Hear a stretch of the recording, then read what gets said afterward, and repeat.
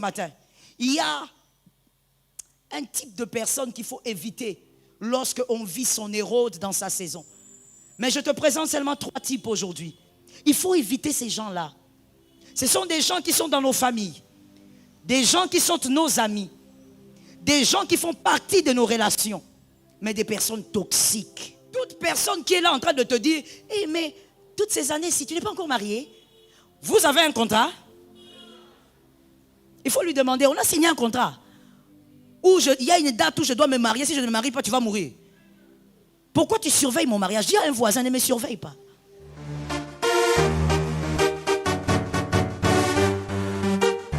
Shalom bien-aimé dans le Seigneur Jésus-Christ. Aujourd'hui la servante de Dieu Joël Gloria Cabassel, pasteur principal de l'église Assemblée évangélique Nouvelle Alliance de Kinshasa, parle de 3 types de personnes à éviter lorsqu'on traverse les moments difficiles dans la vie. Dans la vie, il est courant de rencontrer des personnes qui contribuent positivement à notre existence. Toutefois, lorsqu'on traverse les moments difficiles dans sa saison, certaines relations peuvent être nuisibles et avoir un impact négatif sur notre bien-être. Voici 4 signaux d'alerte à ne pas ignorer pour identifier une relation toxique pendant le moment difficile. 1. Votre partenaire vous fait constamment sentir coupable. Dans une relation saine, les 2 partenaires se soutiennent mutuellement et reconnaissent leurs erreurs. En revanche, dans une relation toxique, l'un des partenaires cherche constamment à faire culpabiliser l'autre pour des choses qui ne sont pas nécessairement de sa faute. Si vous ressentez toujours un sentiment de culpabilité même lorsque vous n'êtes pas en tort, c'est un signe d'alerte. 2. La jalousie excessive. La jalousie peut être observée dans toutes les relations, mais lorsqu'elle devient excessive, elle peut rapidement se transformer en un problème majeur. Si votre partenaire est continuellement jaloux et envieux, cela peut nuire à votre relation en créant un climat de méfiance et d'insécurité. La jalousie excessive est persistante et conduit souvent à des comportements obsessionnels et possessifs. 3. Le manque de communication. Une relation saine repose sur une bonne communication entre les 2 partenaires. Dans une relation toxique, la communication est souvent inexistante ou très difficile. Les problèmes ne sont pas abordés ouvertement et peuvent se transformer en conflits. Si votre partenaire refuse constamment d'écouter vos préoccupations ou minimise vos sentiments, cela peut indiquer une relation toxique. 4. Le contrôle excessif. Le contrôle peut se manifester sous différentes formes, contrôler ce que vous portez, vos amis, vos activités, etc. Si votre partenaire cherche continuellement à tout contrôler dans votre vie, cela constitue un signe d'une relation toxique. Si vous identifiez ces signaux dans votre relation, il est essentiel de prendre du recul et d'évaluer si cette relation vous apporte réellement du bonheur et du bien-être. Parfois, il est nécessaire de rompre avec une relation toxique pour préserver votre santé mentale et émotionnelle. N'hésitez pas à chercher du soutien auprès de proches ou de professionnels si vous en avez besoin. Abonnez-vous, aimez et partagez afin d'apporter l'évangile de Jésus-Christ aux nations car il y aura plus de joie dans le ciel pour un seul pécheur qui se repent. Que la bénédiction de Dieu soit votre partage dans le nom puissant de Jésus-Christ. Amen. Il y a un type de personne qu'il faut éviter lorsque on vit son érode dans sa saison. Mais je te présente seulement 3 types aujourd'hui. Il faut éviter ces gens-là. Ce sont des gens qui sont dans nos familles, des gens qui sont nos amis, des gens qui font partie de nos relations, mais des personnes toxiques. Lorsqu'on est enfant, j'aime le répéter tout le temps, lorsqu'on est enfant, on subit les relations. Lorsqu'on grandit, merci, toi tu es un fils de la maison, on choisit. On choisit qui est ton ami et qui n'est pas ton ami. Et d'ailleurs, on n'est pas obligé d'avoir des amis. D'accord. Mais pour toi qui aimes trop avoir des amis, choisis-les bien. Est-ce que quelqu'un m'entend? D'ailleurs, la Bible dit quelque chose par rapport à beaucoup d'amis. La Bible dit quoi? Il a pourquoi? Pour son malheur. Lorsque vous avez beaucoup d'amis, vous êtes déjà malheureux. Quelque chose finira par vous arriver. Est-ce que je peux parler? Je parle ou je laisse? Lorsqu'on a beaucoup d'amis, on parle trop. Comment vous ferez pour ne pas parler puisque les amis sont faits pour? Vous parlerez trop. Même la chose que tu n'as pas dite, on va dire que tu as dit et on va croire. Parce que tu as trop d'amis. Tu parles ici, tu parles ici, tu parles là-bas. Je dis à quelqu'un qui est dans sa saison, sors un peu de ce système. Sors un peu de ce couloir.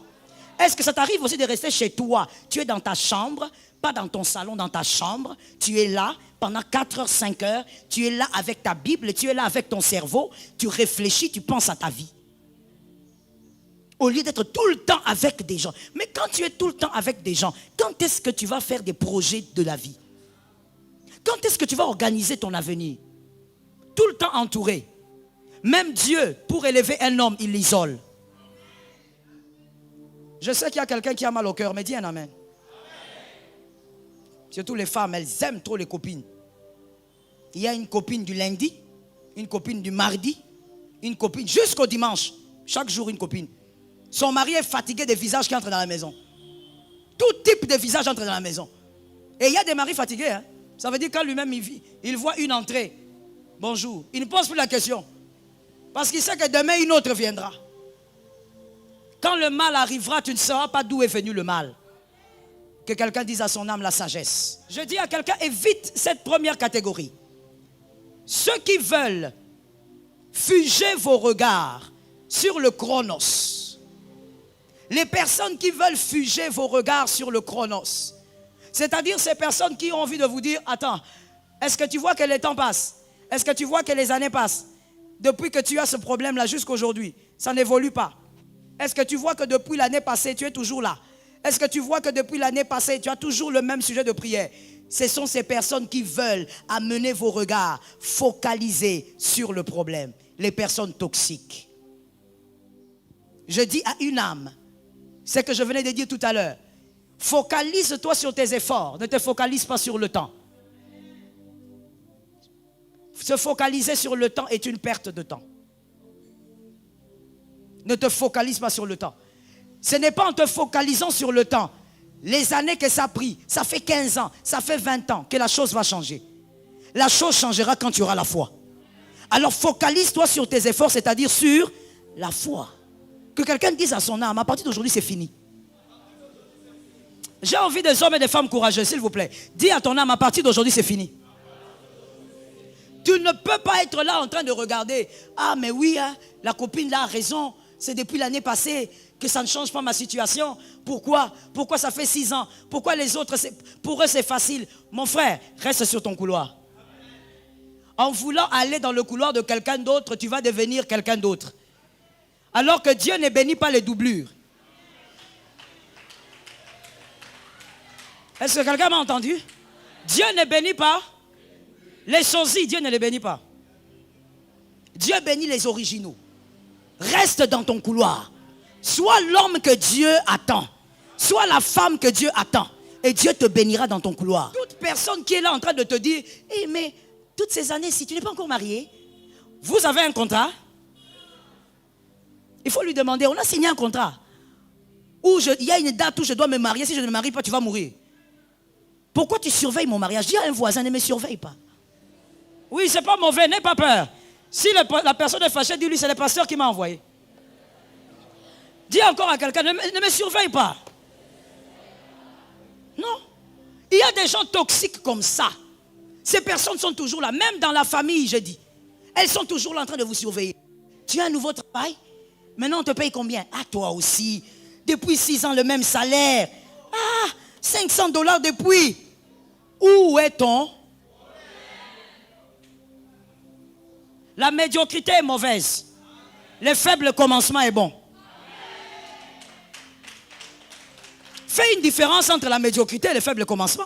Jésus a commencé dans les faibles commencements. C'est comme ça que dans les faibles commencements, l'or ont suivi Jésus. Commencer médiocrement, c'est mauvais. Mais commencer faiblement, c'est bon. Que personne ne minimise ta faiblesse. Je le dis autrement, que personne ne minimise. Va à ton rythme au nom de Jésus. Tu ne voleras pas, tu n'entreras pas dans les sciences occultes. Je parlais à une âme au nom de Jésus. Tu n'entreras pas dans les sciences. On veut t'amener où? On veut t'amener où? C'est le vendredi qu'on était en train d'écouter un témoignage d'un serviteur. Il était en train de dire comment est-ce qu'il s'est retrouvé devant un marabout. Pourquoi? Parce qu'il voulait avoir la puissance dans les ministères comme son ami. Son ami lui a dit, son ami avec qui ils ont fait 26 ans d'amitié. Voilà pourquoi je vais ouvrir une parenthèse pour dire, les années d'amitié ne veulent rien dire. Fais attention avec ça. 26 ans d'amitié, son ami lui dit, je vais t'amener chez un pasteur, il va prier pour toi. C'est comme ça que tu vois, ma vie a changé, je commence à acheter des voitures et tout ça. Comme les jeunes serviteurs sont toujours agités, pourquoi vous vous agitez? Est-ce que je peux parler? Toi, tu veux avoir les choses qu'un homme a eues après 30 ans. Tu envies ce que quelqu'un a eu après 15 ans. Toi, tu veux les avoir en un jour. Ce monsieur est allé avec son ami et il a présenté à un monsieur. Ce gars l'amène dans un hôtel, dans une chambre d'hôtel, bougie, et il y a des petites caisses et un serpent sort dans l'une des caisses. Ah oui. Et le monsieur qui dit, mais moi je croyais que tu étais un homme de Dieu, j'étais venu ici pour la prière. Il dit, calme-toi, regarde. Il regarde à ses pieds, il y a une feuille qui apparaît. Et sur cette feuille, c'est les sacrifices. C'est qu'il doit donner. Tout ça, c'est quoi? L'envie. Tu veux devenir comme. Ce que Dieu te fait subir t'amène à un miracle rare. Reste dans ton couloir. Tu n'es pas le voisin. Tu n'es pas la voisine. Tu ne dois pas envier sa voiture. N'envie pas sa maison. Une fois, j'ai dit quelque chose quelque part, et je te le dis aussi. Même si quelqu'un achète 50 000 maisons, cette personne n'achètera jamais ta maison. Je le dis autrement pour celui qui n'a pas compris. Même si quelqu'un avance, évolue, il est élevé, la gloire, ta gloire ne sera jamais téléportée vers cette personne. Dieu va toujours garder la tienne. Alors attention à ces personnes toxiques-là, qui veulent vous rappeler que ça fait des années que vous avez la même situation. Non, je n'ai pas la même situation. J'évolue dans la foi. Est-ce que quelqu'un m'entend? Et lorsqu'on évolue dans la foi, il y a un miracle qui arrive. On arrive à sauter certaines marches à cause de la foi. Donc tu n'es pas en train de perdre ton temps. Tu es en train d'évoluer dans la foi. Attention avec la deuxième catégorie. Ceux qui veulent vous imposer le syndrome de Stockholm. Refusez ces gens-là. Ils veulent vous imposer le syndrome de Stockholm. C'est-à-dire, ils veulent vous aider, mais mal vous aider. Ils veulent vous amener à accepter votre difficulté. Monsieur, mademoiselle, on ne tombe pas amoureux de Goliath. Goliath ne sera jamais une bonne chose. Même si ça fait 20 ans que tu vis la même situation, ne l'accepte. Je croyais que tu allais dire jamais. Il y a des gens comme ça, des amis comme ça, qui viennent vous dire non mais attends, tu t'es trop battu aussi. Hein? La vie est simple, laisse tomber. Peut-être que finalement, c'est ça ta vie. Peut-être que finalement, c'est comme ça, tu vivras comme ça. Ton couple sera comme ça, toujours chaotique. Arrête d'insister. Attention à ces gens-là. Je connais le projet que j'ai formé. Alléluia, moi-même je dis amen. Projet de paix. On a écrit malheur là-bas. Le malheur là n'accepte pas ça. Élève ta foi et sors de ce couloir-là. Élève ta foi que Hérode passe avec le temps. N'accepte jamais. Non mais attends, c'est normal, écoute, maintenant tu as 50 ans, c'est fini, abandonne. Tu n'auras plus jamais d'enfant. Dieu est le Dieu des miracles. N'accepte jamais une situation qui est anormale. Ne sois pas amoureux de ton bourreau. Ne tombe pas amoureuse de ton bourreau. Ne tombe pas amoureux d'une situation bizarre. Refuse-la jusqu'à la dernière énergie. Écoute-moi bien, la situation que tu refuses, même le jour de ta mort, tes enfants vivront un changement parce que tu l'as refusé. Ça localise ceux qui sont derrière. Cette situation-là finira même par s'éloigner de tes enfants. Pourquoi? Tu as refusé. Non, dans cette famille, je suis la seule à me marier. Bon, ainsi va la vie. Hein. Écoutez, qu'est-ce que vous voulez? On accepte? On n'accepte pas. Tu regardes ta famille, tu dis au fait, pourquoi dans cette famille, il n'y a aucun diplômé en licence? Pourquoi il n'y a aucun docteur? Pourquoi dans cette famille, tout le monde, il n'y a que...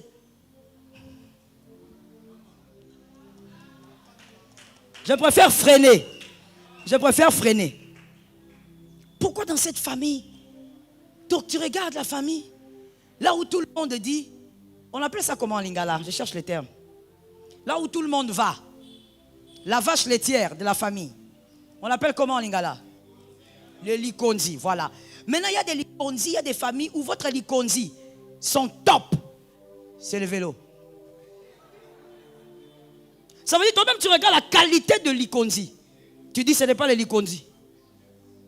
C'est les marches. Donc tu regardes les Likondi d'une famille et tout le monde va là-bas. Hein. Tout le monde trouve que, oh, il est arrivé, il est au sommet. Mais quand tu arrives chez lui, tu dis, oh, mais qu'est-ce qui se passe ici? Ça veut dire qu'il y a un mal que tout le monde a normalisé. Une situation que tout le monde a acceptée. On est fatigué. Vous êtes fatigué de quoi? En réalité, vous ne vous battez pas. Vous arrachez votre victoire. Est-ce que quelqu'un m'entend?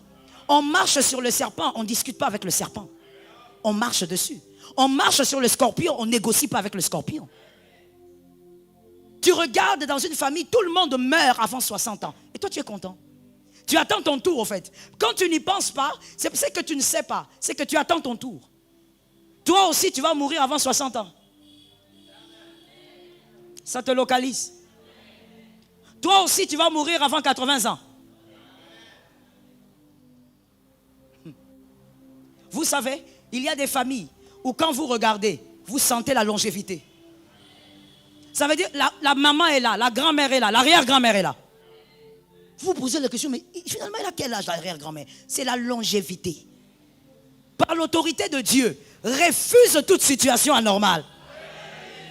Voilà pourquoi je te donne un conseil gratuit, mon fils. N'aime pas aussi rester trop longtemps. Tu peux les avoir un peu, mais n'aime pas rester trop longtemps avec des personnes qui ont des petites visions.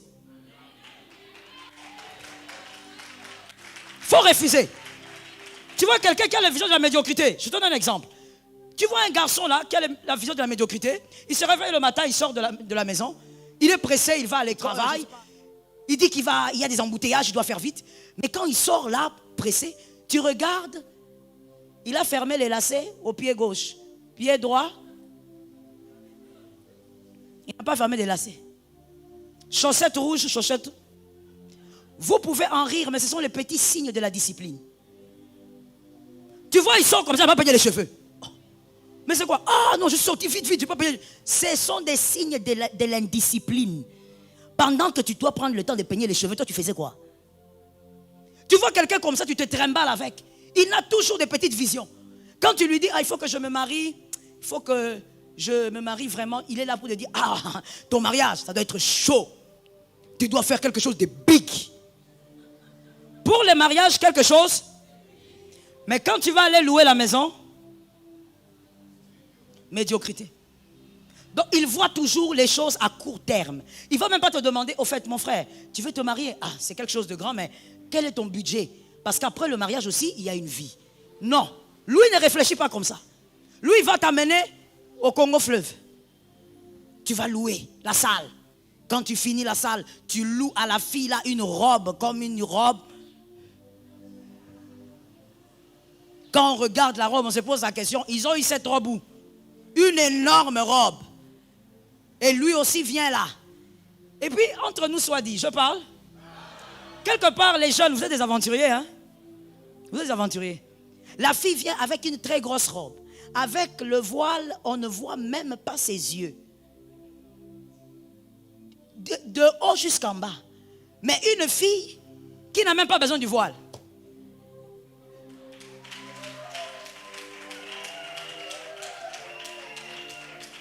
Une fille qu'on a dévoilée depuis des lustres. Ça veut dire même elle-même ne se rappelle pas de la personne qui l'a déviergée. Elle ne se rappelle pas. Tellement que ça fait des siècles. Une personne visitée et revisitée. Mais c'est elle qui va venir ici avec un long voile jusqu'en bas. Même le garçon lui-même est étonné. Le marié lui-même, il est étonné. Il dit, oh, comment je ne la vois pas? Je suis habitué à voir cette fille. Parce que tu ne savais pas que le voile était pour les vierges. Le voile, c'est pour les vierges. Mais vous verrez des gens dépenser énormément. Petite vision. Dans le mariage, la soirée, beaucoup de bruit, tout autour.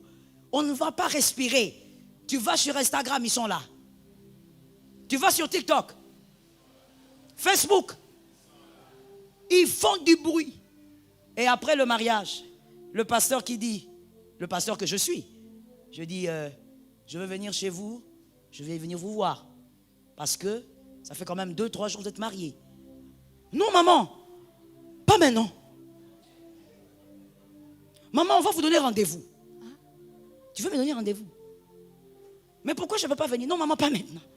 1 mois, 2 mois. Le problème, c'est quoi? Je vais aller où? Parce que quand tu entres comme ça, c'est le salon, c'est la chambre. Mais vous avez tout casqué dans les fêtes. Petite vision. Je dis à une sœur, si tu as un homme qui réfléchit comme ça, commence à revoir un peu si tu vas rester avec lui. Si tu as un fiancé comme ça, il faut revoir. Attention à ces personnes-là qui veulent vous habituer à votre mal. Le mal va partir par la foi. Augmentez la foi et le mal va disparaître avec le temps. J'ai envie de dire à quelqu'un, Hérode ne doit pas faire partie de votre vie, il doit faire partie de votre histoire. La dernière catégorie à éviter. Ceux qui veulent comparer leur foi à la vôtre. Et par ricochet, qui veulent donc comparer vos victoires à les leurs. Je dis à une âme, ce sont des gens très dangereux. Des personnes toxiques. Vous savez, ces genres de personnes, quand elles vous parlent, vous avez l'impression que c'est normal au fait. Vous avez l'impression que bon, c'est juste un frère qui veut m'édifier. Non. Vous traversez des moments difficiles et lui, il est toujours là en train de dire, ah tu sais, moi à ton âge, j'avais telle chose. Moi, quand j'ai affronté tel problème, je l'avais vaincu. Frère, on n'a pas la même destinée. Tu ne vaincras pas tes défis. Tu ne vaincras pas tes batailles avec l'armure de Saül. Voilà pourquoi David avait refusé ça. David a dit, mais comment je peux porter cette armure? Cette armure représente les victoires de Saül. En d'autres termes, la destinée de Saül. Je ne suis pas Saül. Je ne porte pas. Je dis à quelqu'un, s'il y a quelqu'un qui a vaincu ses batailles depuis le mois de janvier jusqu'à aujourd'hui, il ne fait que vaincre. Gloire à Dieu pour lui. Toi, tu as ton parcours, reste dans ton parcours et tu vivras la gloire de Dieu. Tu ne vas pas vaincre tes batailles avec les armures d'autrui. Attention à celui-là qui veut te comparer à lui. Il veut comparer sa foi à ta foi. Tu n'as pas sa foi. Et je veux dire à quelqu'un ceci. C'est important pour guérir ton âme. Ne pas avoir la foi de ton voisin ne veut pas dire que tu as une petite foi. Ne te laisse pas intimider. Et il y a des gens comme ça, très toxiques. Même dans l'église, surtout d'ailleurs dans l'église, ils sont remplis. Très toxiques. Ils veulent vous faire croire que vous êtes inférieur parce que vous n'avez pas leur foi. Mon frère, tu ne dois pas avoir ma foi, tu n'as pas mes batailles. Tu dois avoir ta foi à toi. Voilà pourquoi la Bible ne dit pas la foi de ton pasteur t'a sauvé. La Bible dit ta. Pourquoi je n'entends pas? Tu lis la Bible, non? La Bible dit c'est ta foi qui sauve. Ce n'est pas la foi que le pasteur Joël aura. Ce n'est pas la foi d'un bishop. Ce n'est pas la foi du pape. C'est ta foi qui te sauve. Ta foi à toi. Et donc ne compare pas ta foi avec un autre. Cet autre qui vient te dire, à ton âge, moi j'étais marié. C'est ton parcours, mon frère. Est-ce que quelqu'un me capte? Voilà pourquoi je te dis toujours, les jeunes, filles, garçons, je vous dis toujours, dans la vie, bossez. Ne dormez pas si vous n'avez pas réalisé que vous avez trop bossé. Je ne dis pas de boss, je ne dis pas boss assez, je dis boss trop. Mets ta tête lorsque le corps va dire c'est bon. Maintenant je mets la tête. Mais vous êtes encore jeune, fort. Vous êtes tout le temps fatigué. On te dit tiens-toi debout ici. Après un moment. Mais tu vois un gars de 30 ans. Mais à 30 ans c'est l'âge de l'accomplissement. 30 ans c'est l'âge de la réalisation. Mais toi tu es déjà fatigué à 30 ans. Avant 30 ans tu es plus que fatigué. Je dis à une âme, sois capable de faire des choses qui te font avancer. Si quelqu'un te dit à mon âge, à ton âge j'étais marié, toi dis-lui, je respecte votre parcours, mais à l'âge que j'ai pu avoir ma licence. Si quelqu'un m'entend bien, sois capable de dire à l'âge que j'ai, voici ce que j'ai réalisé. Ne te tais pas, ne prends pas du repos sans réaliser des choses sur la terre. Que tous les jours tu te poses la question, au coucher du soleil, qu'est-ce que j'ai réalisé? Il y a des gens que vous n'avez réalisé que novelas. Vous n'avez que retenu les noms de Ricardo, Antonio et autres. Une journée, les heures d'une vie gaspillée, ce sont les heures de ta destinée. Fais attention à ces personnes-là. Tu es toi-même et tu avanceras dans ton couloir. Ce que tu vas affronter, élève ta foi. Rappelle-toi des choses que Dieu a fait dans le passé. Dis à un frère, je me rappelle. Est-ce que tu te rappelles aussi? Est-ce que tu te rappelles aussi? Tu vaincras avec tes méthodes. Tu vaincras avec ta foi. Oh my God, voilà pourquoi j'ai toujours insisté, et je vais le répéter peut-être 4 fois dans cette prédication. Ne sois pas une femme, un homme intimidable. Un homme de foi n'est pas intimidable. Marche la tête haute et accepte ce que Dieu te donne. N'aie pas honte de ta vie, tu es en train d'aller quelque part. N'aie pas honte de ton parcours, tu vas quelque part. N'aie pas honte de ce que Dieu a permis que tu vives, tu vas quelque part. Si quelqu'un vient t'arrêter et dit, oh ma soeur, je me rappelle de toi au village, on était ensemble au village, je te rappelle du village. Toi tu regardes, tu dis non, je ne me rappelle pas. Parce que vous savez, les gens toxiques, ils se rappellent toujours des gens. Même quand toi tu oublies, il va venir en 2e primaire. Je ne me rappelle pas. Si! Ils sont comme ça. Les gens qui aiment surveiller les autres. Il vient, il dit, je me rappelle de toi, au village, on était ensemble. Tu ne te rappelles pas? Oh, tu fais semblant parce qu'on est à Kin. Tu avais avorté 2 fois. Tu le regardes dans les yeux. Tu dis, oh, tu sais quoi? Je m'excuse. De toi, je ne me rappelle pas de toi. Mais les avortements, je m'en rappelle. Parce que c'est mon corps. Mais tu sais une chose, c'est que Dieu m'a enseigné. C'est qu'en réalité, le péché ne mène à rien. C'est la pureté qui amène au ciel. Est-ce que quelqu'un m'a donné un amen? Quelqu'un m'a donné un 2e amen? N'aie pas honte du parcours que tu as vécu. N'aie pas honte. Tu n'es pas les autres, tu es toi. Tu as commis tes erreurs. Tu as commis tes dégâts. Tu avais ton ignorance. Aujourd'hui, tu as ta connaissance. Avance avec la connaissance que toi tu as. Et sois fier de ce que Dieu fait de toi. Est-ce que quelqu'un peut dire, je crois en ce que Dieu fera de moi? Soit dans Exode 21, 8. Exode 21, 8. Prenons ce verset s'il vous plaît. Exode 21, 8. Nombre. Ok. On regarde dans Nombre 21, 8. Le serpent brûlant. L'Éternel dit à Moïse, fais un serpent brûlant et place-le sur une perche. Quiconque aura mordu ou quiconque aura été mordu et le regardera, conservera la vie. Je reprends le verset. L'Éternel dit à Moïse, fais-toi un serpent brûlant et place-le sur une perche. Quiconque aura été mordu et le regardera. Quiconque aura... Je ne sais pas si vous avez bien lu avec moi. Quiconque aura été mordu. Parce que il y avait un fléau, des serpents qui mordaient le peuple d'Israël, envoyés par Dieu évidemment. Et le peuple mourait en masse. Dieu dit à Moïse, élève un serpent brûlant. D'autres versions, un serpent d'airain. Et quiconque aura été mordu, regardera. Donc, pour recevoir la guérison ou le miracle, il faut d'abord être... C'est-à-dire que si tu n'as pas été mordu, même si tu regardes le serpent brûlant, rien ne va arriver. Il faudrait que tu attendes que le serpent vienne te mordre. C'est le verset. Quiconque aura été mordu. Tu ne peux pas anticiper pour dire, ok, je regarde déjà, comme ça lorsque le serpent va me brûler, va me mordre, je serai guéri. Non, tu ne peux pas anticiper, attends qu'on te morde. Tu dois attendre la morsure du serpent. Quand il t'aura mordu, tu regardes quoi? Le serpent brûlant. J'aime ce verset, j'ai toujours aimé ce verset. Tu ne regardes pas Moïse. Regarde le serpent brûlant. J'ai beaucoup de problèmes dans la vie. Oui, Moïse a été placé pour t'aider. Mais avant de chercher Moïse, cherche le serpent. Est-ce que quelqu'un m'entend? Le serpent brûlant représente Jésus. Pour toi qui n'as pas compris, ça représente Jésus. Avant de chercher Moïse, cherche d'abord Jésus. Il y a des personnes qui tombent dans le problème. Dès qu'il est dans le problème, dès qu'Hérode est là, il prend le téléphone. Oh, où est mon pasteur? Oh, l'archibishop, où il est? Oh, mon daddy, mon triple daddy. Daddy ne sauve pas. Elle m'a dérangé jusqu'à la moelle épinière. Je reprends la phrase parce que les anges doivent entendre. Daddy ne sauve pas. Aucun pasteur ne te sauvera.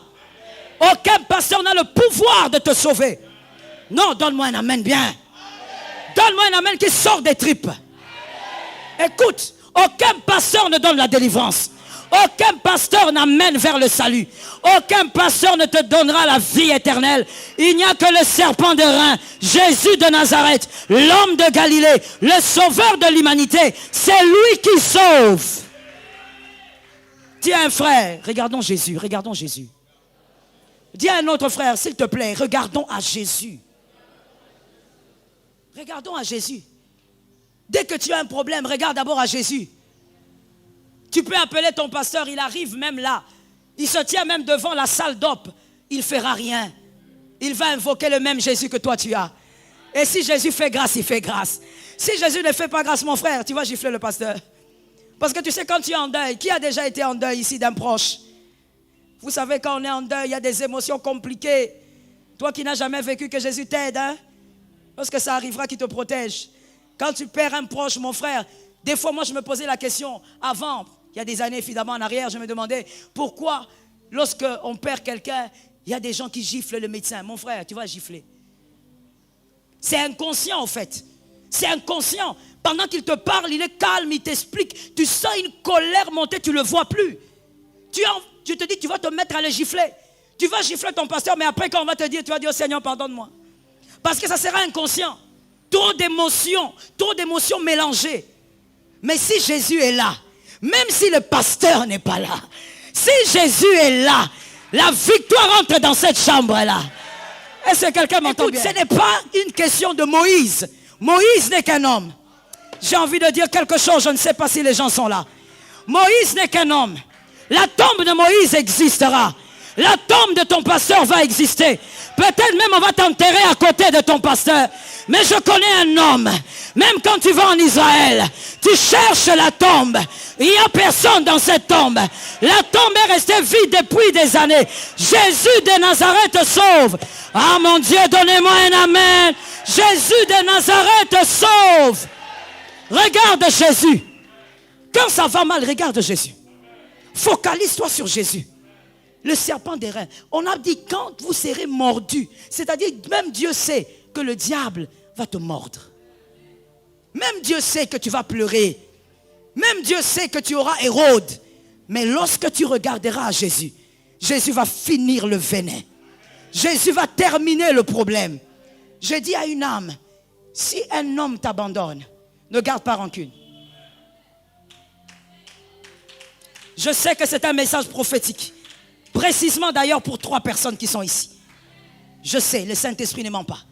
Écoute-moi. Si dans les moments difficiles, les hommes t'abandonnent, ne garde pas rancune. Oublie. Si dans les moments difficiles, ta famille te lâche, oublie. Tu sais pourquoi? Ce n'est pas eux le problème. Tout le monde ne peut pas supporter le buisson ardent. Tout le monde ne peut pas supporter la chaleur de tes épreuves. S'il te lâche, ce n'est pas un problème. Mais vérifie, est-ce que Jésus a lâché? Vérifie si Jésus a lâché. Si Jésus n'a pas lâché, tu as la majorité. Est-ce que quelqu'un a reçu ça? Dis à 3 personnes, Jésus, je m'attache à lui. Dis à 3 personnes, que ça soit un chiffre de résurrection pour toi. On ne lâche pas Jésus. On ne lâche pas Jésus. J'ai envie de parler de Jésus, my God. Je dis, on ne lâche pas Jésus. Avec ou sans mariage. Vous qui aimez trop le mariage, là, je vous annonce. Avec ou sans mariage. Jésus. Avec ou sans argent. Jésus. Jamais dans les sciences occultes. Jamais. Jamais. Jamais. Avec Jésus, même lorsque apparemment les choses sont compliquées, il suffit de croire. Donne-moi quelques années.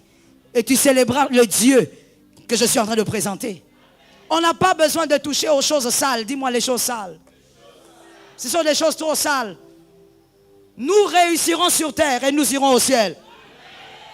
Est-ce que ça localise quelqu'un? Tu réussiras dans ta famille et tu iras au ciel. Pendant que tu dis amen, ça tombe sur tes frères.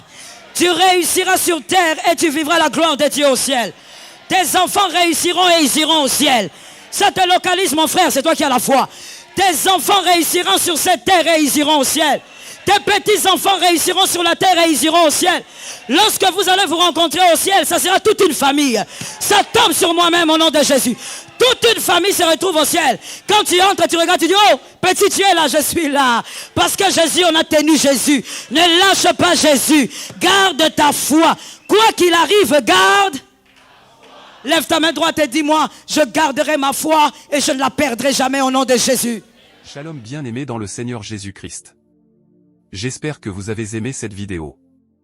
Abonnez-vous et partagez pour porter l'évangile de Jésus-Christ aux nations, car il y aura plus de joie dans le ciel pour un seul pécheur qui se repent. Merci de faire partie de notre famille Wonderful Jésus-Christ.